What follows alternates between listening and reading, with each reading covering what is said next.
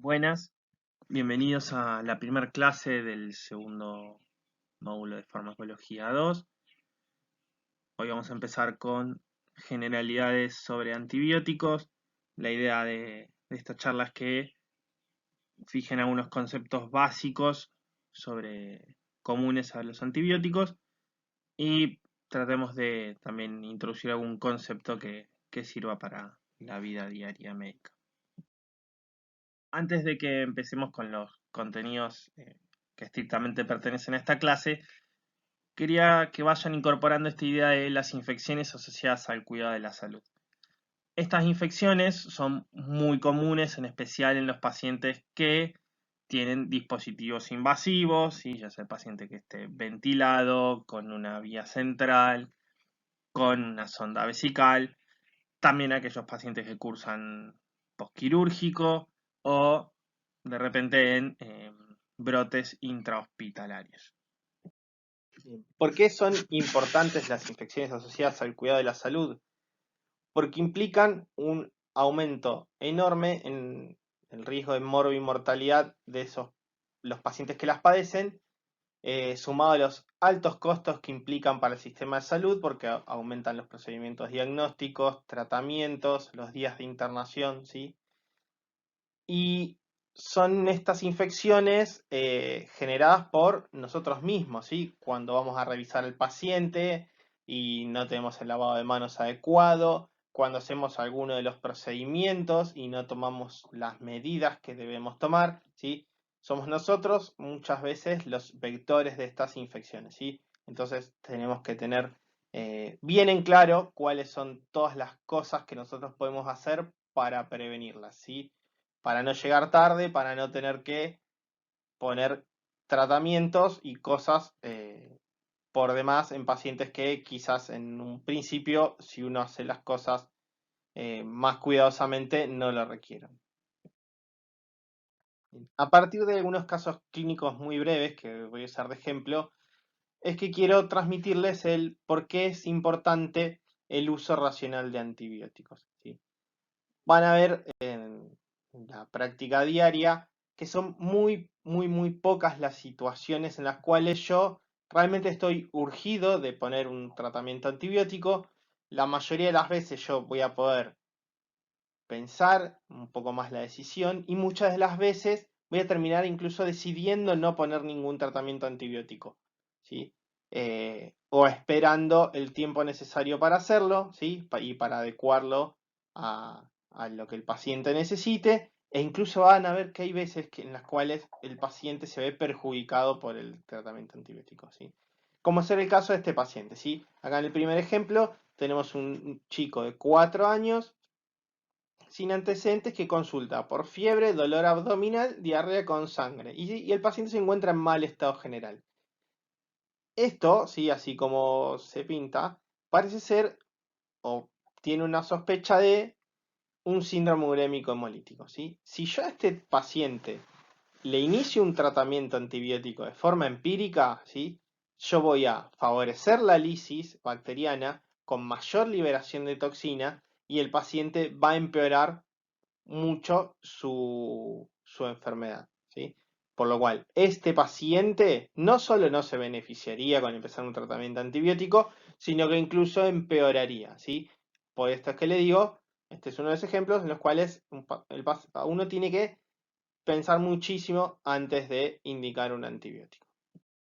Este segundo paciente es un chico de 4 años con diagnóstico de una leucemia, está en tratamiento quimioterápico. 7 a 10 días después de la quimioterapia, consulta por fiebre, ¿sí? Y dolor abdominal, pero se encuentra en buen estado general.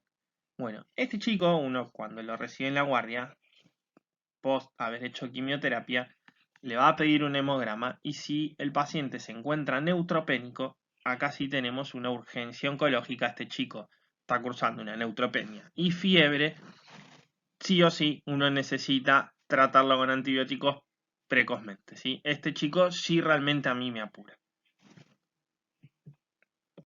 El tercer paciente es un que tiene antecedente un traumatismo, que ahora está con fiebre, eritema y tumoración en la zona del traumatismo y se encuentra en regular estado general, taquicárdico, taquipneico e hipotenso. Este paciente parece estar cursando un shock séptico, ¿sí? Por lo cual este paciente también me apura, ¿sí?, a iniciar un tratamiento antibiótico, cubriendo los gérmenes. Obviamente uno empieza de forma empírica, cubriendo los gérmenes que más comúnmente podrían causar este tipo de infección.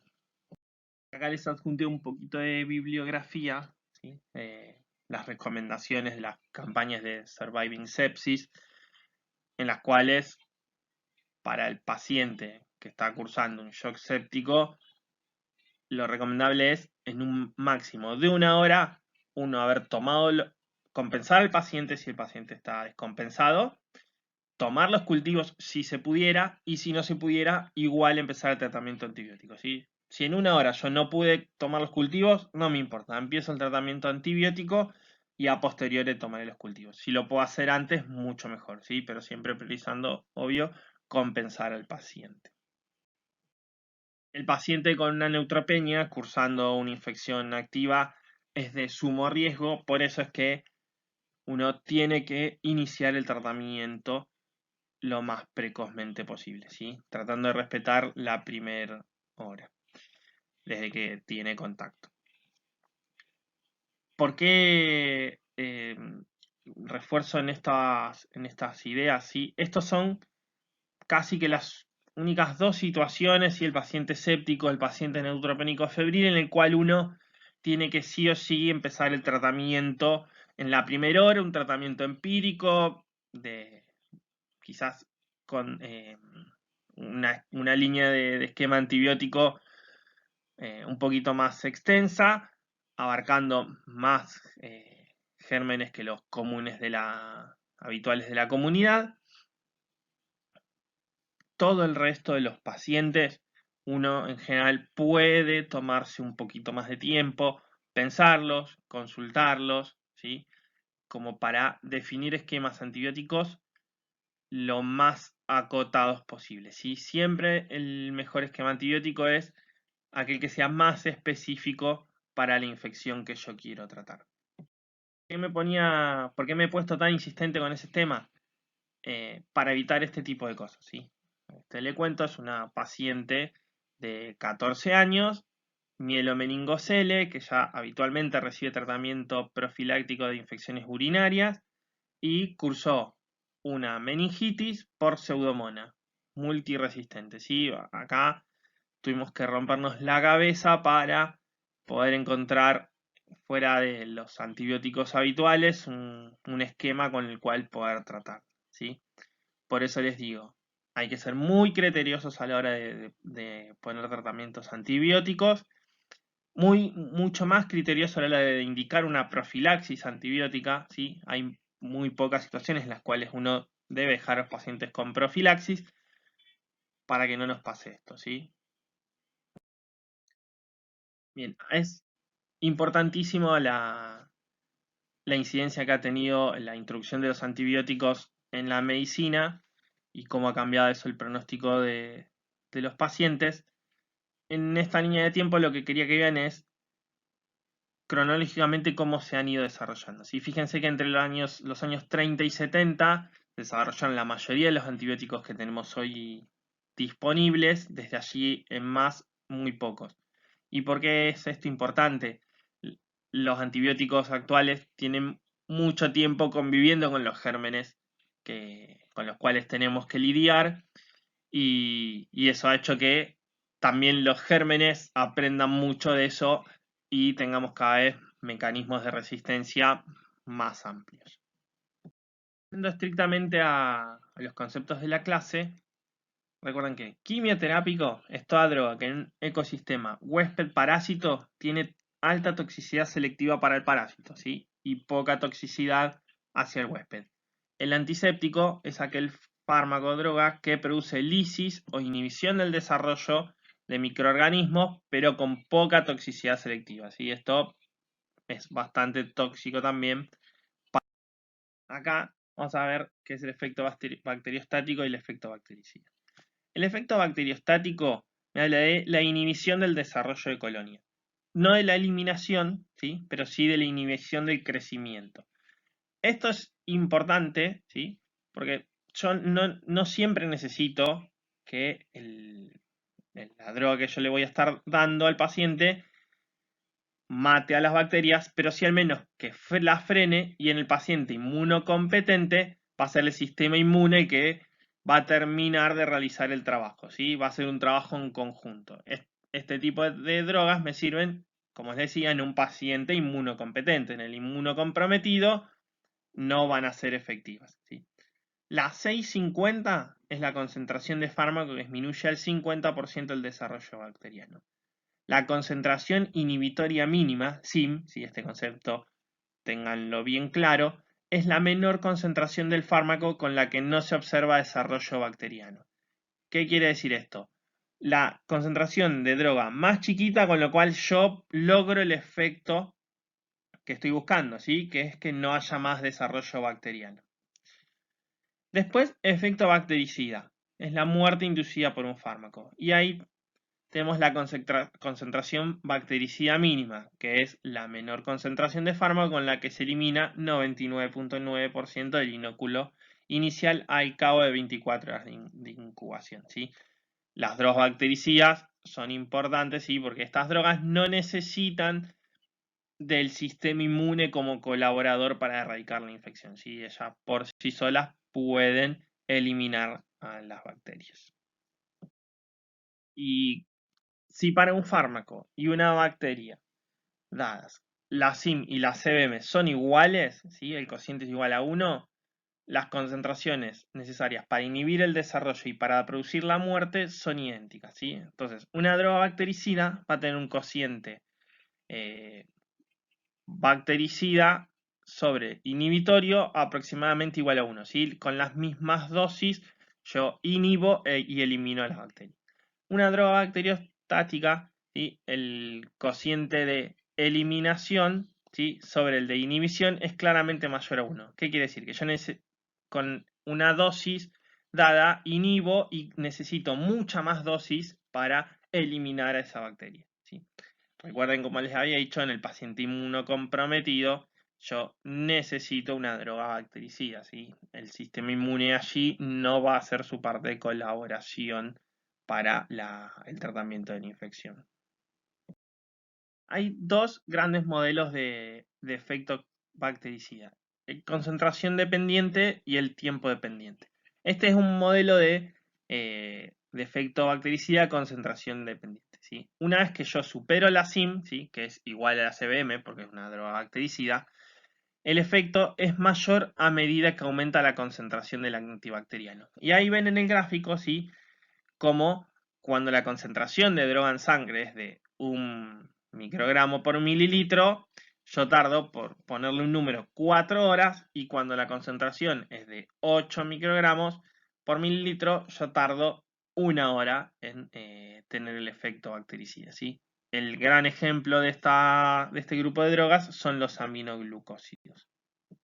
El otro grupo de drogas, sí, las que funcionan como tiempo dependientes, y en ellas, una vez que yo supero la SIM, el efecto bactericida es mayor a medida que aumenta el tiempo de exposición al antibacteriano. Entonces, por más que yo aumente mucho la concentración, el efecto bactericida no se va a modificar sustancialmente. Sí, con el tiempo en el cual yo exponga al paciente al antibacteriano, ¿sí? Ahí sí se va a ver muy beneficiado, ¿sí? La infección va a resolver, pero sosteniendo en el tiempo las concentraciones por encima de la SIM. El gran ejemplo de estas drogas son los beta-lactámicos. Un concepto importante es el del efecto post-antibiótico, ¿sí? Porque nos va a ayuda a explicar muchas cosas.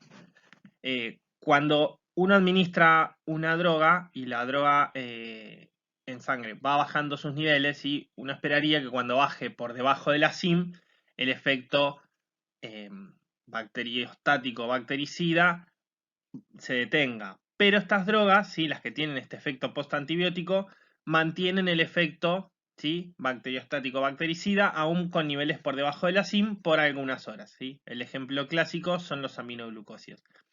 Esto hace que sean drogas que se beneficien de la monodosis diaria, ¿sí? Los aminoglucósidos. ¿Por qué? Yo le puedo dar toda una dosis y lograr un pico alto, que los aminoglucósidos que tenían el efecto concentración dependiente me servía a lograr el pico más alto. Por otro lado, darlo en una sola dosis al paciente le sirve, si, ya sea si la vía de administración es parenteral, si manipulo menos el acceso venoso, si lo tiene que tomar por vía oral, tengo más chance que se acuerde que lo tiene que tomar una vez a que lo tenga que tomar muchas veces en el día. Además, disminuyo los efectos adversos, ¿sí? Y esto es posible gracias a este efecto postantibiótico, porque yo una vez que los niveles bajaron, aún así sigo teniendo efecto de la droga, ¿sí? Por eso es importante que incorporen esta idea. Los antibióticos se van a valer de todas las características que diferencian a las bacterias de las células eucariontes, ¿sí? Ya sea las membranas, la pared, la forma en la que sintetizan el ADN, ¿sí? Entonces, todo eso van a ser puntos sobre los cuales los antibióticos van a actuar. Ya vamos a ir separándolos por grupos. Por un lado, el primer gran grupo, ¿sí? Es de aquellos antibióticos que inhiben la síntesis de pared celular, ¿sí? La pared celular, muy importante en las bacterias gram positivas, tiene dos funciones fundamentales, que es evitar el shock osmótico de la célula y darle forma a la bacteria. Actúan a distintos niveles. Ya vamos a tener una clase en la cual vamos a hablar específicamente de los antibióticos que inhiben la síntesis de pared. Acá van a ver muchos, sí, fosfomicina, cicloserina, vancomicina, bacitracina, todos bastante en uso, y los que quizás ustedes más conozcan, que van a ser los beta-lactámicos, ¿sí? Que inhiben a dos niveles, ¿sí? Inhibiendo las proteínas ligadoras de penicilina e inhibiendo el inhibidor de la mureína lisina, ¿sí? Pero bueno, sin meternos demasiado en esto, tengan bien claro cuáles son las drogas que pertenecen a este grupo y esta parte común del mecanismo de acción, más allá de que la inhibición de la síntesis la hacen a distintos niveles, ¿sí? Los beta-lactámicos, todas las drogas que están dentro de ese grupo, lo hacen en un nivel, ¿sí? Pero las otras, vancomicina, bacitracina, fosfomicina, cicloserina, lo hacen a distintos niveles. Un siguiente grupo, que esto lo vamos a ver en la tercera clase de este módulo, son aquellos que alteran la síntesis proteica a nivel ribosomal, ¿sí? Ya sea actuando sobre la subunidad 30S o sobre la subunidad 50S. De este grupo de drogas, todas son bacteriostáticas, excepto los aminoglucósidos, que generan, a partir de estas proteínas anómalas que se van a generar por la alteración que producen, van a generar problemas en la membrana y con ello la muerte celular, ¿sí? Pero el resto de las drogas son todas bacteriostáticas, acuérdense de eso. El siguiente grupo incluye a todas las drogas que alteran la integridad o síntesis de los ácidos nucleicos. Todas estas drogas son bactericidas y están las que degradan las moléculas de ADN, metronidazol y nitrafuranos, las que inhiben enzimas involucradas en las reacciones de replicación y transcripción, ¿sí? Por inhibición de la ARN polimerasa ADN dependiente, como ejemplo la rifampicina, la que inhibe la ADN girasa, y ahí tenemos a las quinolonas, las que inhiben la síntesis de bases púricas y pirimidínicas, inhiben la síntesis de ácido tetrahidrofólico, dentro de ellas las que inhiben la incorporación del ácido paraminobenzoico, como las sulfas, y las que inhiben la dihidrofólico reductasa, como por ejemplo la trimetoprima. Como les decía, todo esto lo van a repasar cada uno tiene su clase en particular. Podemos calificar a las drogas como aquellas de pequeño espectro y amplio espectro. Y esto no se cuenta por la cantidad, el número de bacterias que involucre una u otra, sino que aquellas de pequeño espectro son solo las que actúan contra bacterias. Y las de amplio espectro son aquellas que, además de actuar contra bacterias, actúan contra otros microorganismos como ser riquecias, clamidias, micoplasmas. ¿Sí? Si alguno de esos microorganismos está involucrado en el espectro, esa droga ya pasa a ser calificada como de amplio espectro. hay múltiples variables que determinan la indicación de un fármaco. Por un lado, el espectro, ¿sí? Y uno ahí debe dar la droga que involucre menos microorganismos, ¿sí? Tengo que tratar de dar la droga que más se ajuste al microorganismo que quiero dar y no aquella que le pega casi todo, ¿sí? Esa droga me la voy a guardar por si no me sirve la primera. Por otro lado, la farmacocinética, y eso tiene que ver con las vías de administración, ¿sí? Si el paciente puede recibir drogas por vía oral o tengo que usar la vía parenteral. El metabolismo, ¿sí? de la droga, si esa droga se elimina por vía renal y el paciente está en fallo renal, tengo que considerar eso, ajustaré la dosis a lo que su filtrado glomerular me indique, ¿sí? No necesito no hacer el tratamiento, pero sí debo ajustarlo. Por otro lado, la distribución y ver si esa droga alcanza el tejido sobre el cual yo quiero actuar y desde ya la eliminación. Por otro lado, el precio, sí, hoy por hoy uno tiene que tener en la cabeza cuánto de costo le implica a ese paciente y si el paciente lo va a poder pagar. Por otro lado, si la infección califica como intra o extrahospitalaria, porque son distintos los gérmenes que yo voy a tener que cubrir cuando empiece el tratamiento de forma empírica. Por otro lado, los efectos adversos, porque algunos van a hacer que yo no pueda darle esa droga. Si el paciente ha tenido episodios severos de hipersensibilidad a una droga, yo no puedo volver a indicársela. Por otro lado, yo debo anticiparle qué tipo de efectos adversos son esperables para que el paciente no se asuste y ya sepa cómo manejar esas reacciones. Por otro lado, interacciones, ¿sí? Con otros fármacos, ¿sí? Después, la localización de una infección, y esto tiene que ver con que, por ejemplo, hay drogas que se administran distinto según la localización del germen, ¿sí? Y, por ejemplo, decía, si es una infección por Clostridium, yo la vancomicina, que siempre la doy por vía endovenosa, en esta situación la voy a tener que dar por vía oral, ¿sí? Si es una infección por Clostridium difficile. Y por otro lado, el estado inmunológico, ¿sí? Si el paciente es un paciente inmunosuprimido, yo sé que sí o sí mis drogas van a tener que tener un efecto bactericida. Si el paciente tiene un estado inmunológico normal, podría incluir en el tratamiento alguna droga con efecto bacteriostático. Dentro de los tipos de resistencia, tenemos 4 tipos generales. La resistencia tipo penicilina, que se produce de forma gradual a niveles cada vez mayores de droga. La resistencia tipo streptomicina, ¿sí? Es cuando una cepa se hace resistente a un nivel dado de droga. Yo necesitaría darle niveles tan altos de drogas que no son alcanzables con las dosis terapéuticas, ¿sí? Entonces no se la voy a poder dar. Hormesis, que es que las bacterias crecen más rápidamente en presencia del antibacteriano, ¿sí? que en ausencia de él, y dependencia, el efecto antibacteriano se ha transformado en una sustancia imprescindible para el crecimiento bacteriano. Y ahí tenemos como ejemplo los aminoglucósidos. A los mecanismos de resistencia bacteriana los podemos dividir entre los farmacodinámicos y los farmacocinéticos. En los farmacodinámicos tenemos aquellos en los que hay un cambio de afinidad del sitio blanco, ¿sí? El sitio blanco es el receptor para la droga y una mutación en el gen que lo codifica puede hacer variar su afinidad, como por ejemplo pasa con las quinolonas y los aminoglucósidos, ¿sí? Entonces la bacteria cambia ese lugar sobre el cual la droga actúa y ya la droga no lo puede reconocer, por lo cual se genera resistencia a esa droga.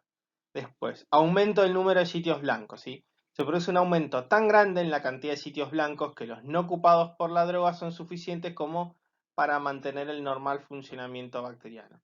Y es un proceso de amplificación génica. Y hay resistencia para esto a las sulfas, ¿sí? A la trimetoprima. Otro es el bypass metabólica, ¿sí? Hay vías alternas que eluden el paso inhibido por el fármaco. Y acá también, esto es un ejemplo, las sulfas. Estos mecanismos, ¿sí? Traten de no estudiárselos de memoria, ¿sí? Contra cuál bacteria, sino tratar de interpretarlos a partir de lo que ustedes van a saber con los mecanismos de acción, ¿sí? Piensen qué haría la bacteria para sortear el efecto del fármaco, ¿sí? Y ahí los van a poder registrar, reconocer más fácilmente. Por otro lado están los mecanismos farmacocinéticos, ¿sí? Acá puede haber disminución de la permeabilidad al fármaco para que no entre en la bacteria, así como pasa con las quinolonas, expresión de mecanismos que bombean droga desde el citoplasma bacteriano hacia el medio extracelular, como pasa contra las tetraciclinas, inactivación metabólica, ¿sí? Por enzimas extracelulares, como pasa contra los beta-lactámicos, o enzimas intracelulares, como pasa con los aminoglucósidos. O secuestro del antibacteriano. La droga se une a una macromolécula intracelular, por lo que disminuyen las concentraciones libres del fármaco en el citoplasma bacteriano. Y esto pasa con la vancomicina. Origen de la resistencia. Puede ser que la mutación que produzca la resistencia coloque a las bacterias mutadas en ventaja respecto a las no mutadas, ¿sí? Entonces va a haber una cepa resistente aunque no hubiese exposición al antibacteriano. Pero si la cepa mutada se encuentra en desventaja frente a la no mutada, es la presencia del fármaco la que va a desarrollar esa fuerza de selección, ¿sí? Esa presión antibiótica para que se seleccione la cepa más resistente y sea esa la que predomine. Esta resistencia puede transmitirse de una bacteria a otra a través de tres mecanismos distintos, ¿sí? Por un lado, la conjugación, ¿sí? A través de puentes citoplasmáticos, las bacterias intercambian material genético y dentro de ello puede incluirse el que codifica para la resistencia a las drogas, ¿sí? Transformación es el segundo, en el cual una bacteria elimina al medio extracelular el material génico que es fagocitado por otra bacteria que lo incorpora a su genoma. Y el tercero es la transducción, ¿sí? Allí hay un bacteriófago, ¿sí? Que es un virus que infecta a las bacterias, que contiene ADN bacteriano dentro de su cubierta. Ese virus parasita una bacteria y al producirse la lisis de estos bacteriófagos, ¿sí? Se liberan e infectan a otra bacteria. Bien. Una ayuda que voy a tener yo para definir si existe o no resistencia bacteriana es el antibiograma, ¿sí? Y dentro de estos tenemos tres tipos. El antibiograma cualitativo, ¿sí? Que es el que más se usa, sobre el cual más se informa, es como el que yo les mostré en una de las filminas de inicio, ¿sí? Me va a decir si la bacteria es resistente o sensible al antibiótico a los cuales yo la expuse, ¿sí? En el disco, el material de cultivo de la bacteria del paciente, ¿sí? De la cual yo obtuve algún cultivo, rescaté algún cultivo del material del paciente, se expone a distintos antibióticos y esto solo me va a decir, ¿es sensible o no es sensible? ¿Sí? Más luego el antibiograma cuantitativo, aparte de decirme si es sensible o no, me va a determinar la SIM, ¿sí? De una o más drogas para la bacteria que yo puedo aislar en el paciente. Y en el intermedio tenemos el antibiograma semicuantitativo, ¿sí? En el cual se evalúa si la bacteria es susceptible o no a una o dos concentraciones del fármaco, ¿sí? No a múltiples concentraciones del fármaco como lo hace el antibiograma cuantitativo. Otras definiciones que tienen que saber, más allá de que quizás no se utilicen en la práctica, es el poder bactericida del suero y la actividad inhibitoria del suero, ¿sí? Yo le administro una dosis de un fármaco a un paciente, ¿sí? Luego un tiempo tomo una muestra de sangre, separo el suero y voy realizando diluciones, ¿sí? Crecientes, y con ello voy probando la actividad bactericida y bacteriostática de ese suero, ¿sí? Sería como hacer al inversa, ¿sí? Algo parecido a hacer a la inversa de cuando yo hacía los antibiogramas, ¿sí? En el cual expongo a la bacteria que tiene el paciente contra concentraciones de fármaco estandarizadas. Acá lo al revés, expongo el suero contra la bacteria. Bien. Y otro concepto es qué pasa cuando hay alteraciones del ecosistema de la flora bacteriana, ¿sí? Pueden pasar dos cosas. Que haya una sobreinfección, ¿sí? Si las condiciones del paciente o las condiciones locales favorecen el desarrollo de infecciones, puede ser que aunque una infección bacteriana sea tratada exitosamente, más luego sea reemplazada por otra resistente a la droga empleada. También lo que puede pasar es que haya una superinfección, ¿sí? Que aparezca otra infección, bacteriana o no, como consecuencia de la alteración de la flora normal del organismo, ¿sí? Y esto, un ejemplo de esto es la disbacteriosis intestinal, ¿sí?